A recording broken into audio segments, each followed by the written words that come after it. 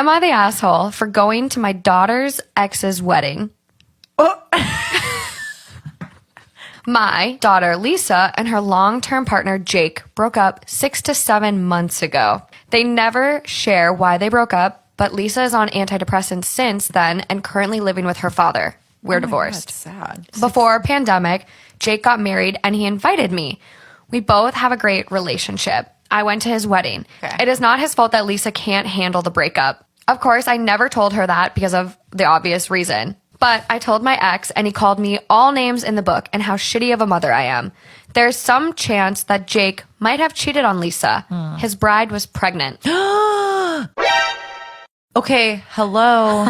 What? I only knew this when I went there and saw her. Since then, it is bugging me whether I'm the asshole for going to his wedding. Yes. Yeah. Story time about why I beat up my best friend. So a little background information. Her and I had been best friends since we were in 7th grade.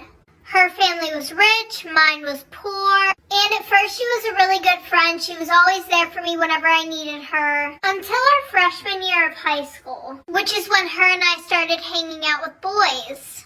Now my mom was kind of strict. She wouldn't really let me hang out with boys, but her mom was more lenient about her hanging out with boys.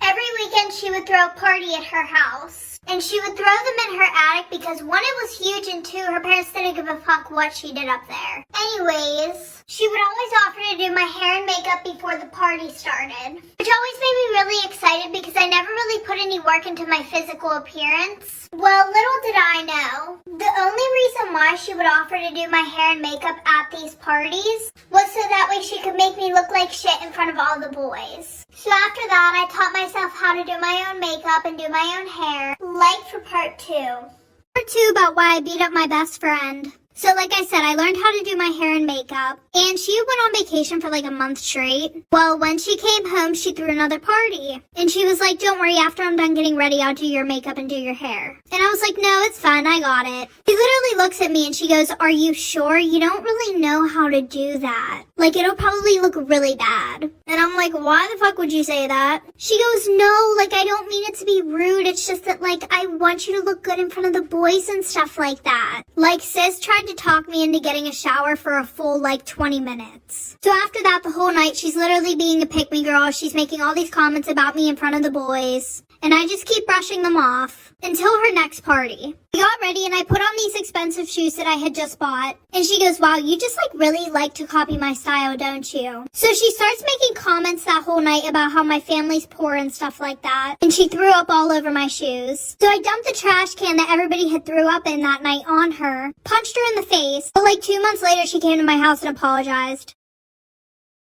Story time about how I hooked up with my boyfriend's dad. Disclaimer, this is not my story time. It was sent to me on Instagram. My boyfriend's dad is an absolute dilf. He used to be a competitive bodybuilder and even did some modeling back in the day. Well, let's just say my boyfriend didn't turn out with the same looks. Don't get me wrong, my boyfriend is really sweet, but he's not the best looking guy. One of the reasons we started dating and I really liked him was because of how considerate and loving he was. We started off as friends and he would take me out to dinner, wine and dine me, eventually asked me to be his girlfriend and I said yes. We both come from wealthy families, and our families loved the idea of us being together. Exactly a year ago, we moved in together, and he got a new job that required him to travel a lot. Well, he asked his dad to come check on me. So his dad would come over, we would watch movies, and just hang out. But one night we decided to do some drinking. I got super tipsy, and so did he. One thing led to another, and we ended up, And after that, we did it over and over. Of course, my boyfriend's dad felt super guilty, and so did I. I mean, he was cheating on his wife with me, and I was cheating on his son with him. Part 2 is up. Part 2 of how I hooked up with my boyfriend's dad. Disclaimer, this is not my story time. It was sent to me on Instagram. After my boyfriend's dad and I had hooked up a couple of times, of course, he felt really guilty, and so did I. We decided to end things cordially and never tell anyone about it. Fast forward to when my boyfriend comes home from his work trip. I had to pretend like nothing happened, but it was really hard, because at this point I definitely caught feelings for my boyfriend's dad. I became really distant from my boyfriend and he started noticing. He also asked me one day if his dad came over to check up on me, which I said yes. After that, things were just not the same between my boyfriend and I. He would always ask me why I never touched him or kissed him, and I would just say that I felt bad or that I had my period. A month later, my boyfriend goes on another work trip. My boyfriend even invited me to come on the work trip, but I said no. Instead, as soon as he left, I called his dad and told him to come over. I told him I just wanted to talk, but really, his dad came over, we talked for about an hour, and then it happened again. It's like we just couldn't help ourselves. That's when he told me that he was catching feelings for me and that maybe even wanted to get a divorce. Part 3 is part 3 of how I hooked up with my boyfriend's dad. Disclaimer, this is not my story time. I was sent to me on Instagram. My boyfriend's dad tells me that he wants to get a divorce from his wife because he's catching feelings for me. He even suggested that we could move away to another town. And yes, at this point, I had totally fallen for him too. But at the same time, I still had a relationship with his son. But to be honest with you guys, I didn't have the guts to tell my boyfriend that I loved his dad. Since my boyfriend was still on the work trip, his dad would come over almost every single day. His wife, aka my mother-in-law, didn't even notice that she was coming over to my place. She thought he was at work and at the gym. We are now fully in love. My boyfriend came back from his work trip and of course, I was still distant. A few days later, he asked me what was wrong and I just don't know what to tell him. His dad told me to keep quiet for now because he wants to figure out what to do. I don't want to end a marriage and I know I don't want to break my boyfriend's heart. But at the same time, I am in love with his dad. I know you guys are going to think I'm a terrible person, but I genuinely need your advice. What do you guys think I should do? Should I be honest with my boyfriend?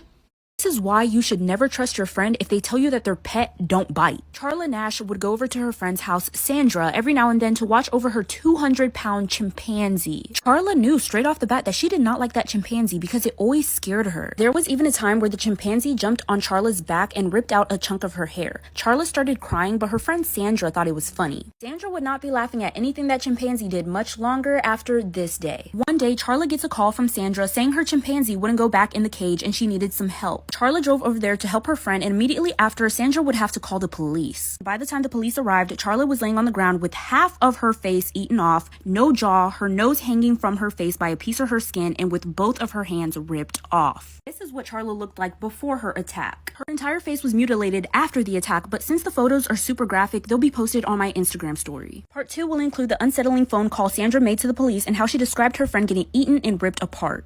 This is going to be part 2 of why you should never trust your friend if they tell you that their pet don't bite. Sandra never imagined that after she called her friend over to help her put her 200-pound chimpanzee back in his cage, since he wouldn't go in, she would have to make a phone call to the police and report how her chimpanzee ate her friend alive. This is the audio clip. Please! What's the problem with your friend? I need to know. Let the police up! With a gun! With a gun! Hurry Who up! has a gun? Please, hurry up! He's killing my girlfriend! What is the problem? He's killing my friend! Who's killing your friend? My chimpanzee! Oh, your chimpanzee is killing your friend. He ripped her apart! Hurry up! And she's dead. She's dead. Why are you saying that she's dead? She's dead. He ripped her apart. Charla actually ended up surviving. She was rushed to the hospital where they said she looked like she had gone through a meat grinder. Charla is very lucky to still be with us today. The most recent update about Charla is in her interview with Oprah that I have linked in my Instagram story.